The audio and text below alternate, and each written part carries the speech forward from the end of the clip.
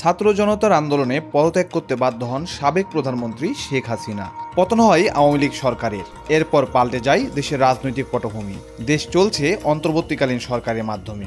এরই মধ্যে আওয়ামী লীগ সভাপতি শেখ হাসিনার নামে হয়েছে ১০০টির বেশি হত্যা মামলা। এসব মামলায় আসামি হিসেবে অন্তর্ভুক্ত আছে আওয়ামী লীগের অনেক শীর্ষ নেতার নাম।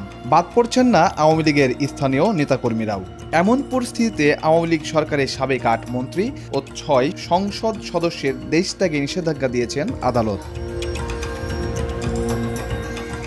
দুর্নীতি দমন কমিশনের আবেদনের প্রেক্ষিতে ২৯ আগস্ট এই আদেশ দেন ঢাকার সিনিয়র স্পেশাল জজ আশশামস জগলুল হোসেনের আদালত।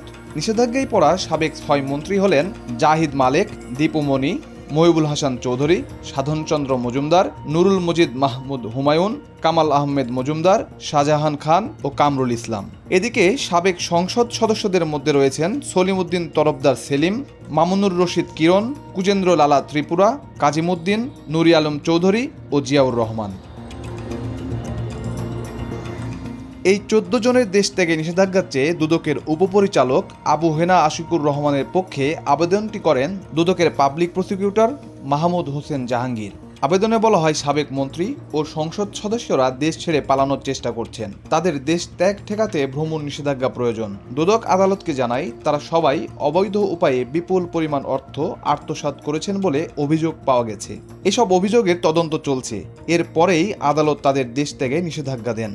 আদালতের আদেশে একটি অনুলিপি স্পেশাল ব্রাঞ্চের বিশেষ পুলিশ সুপারের কাছে পাঠিয়েছেন বিচারক। দুদকের পাবলিক প্রসিকিউটর মাহমুদ হোসেন জাহাঙ্গীর গণমাধ্যমকে বিষয়টি নিশ্চিত করেছেন।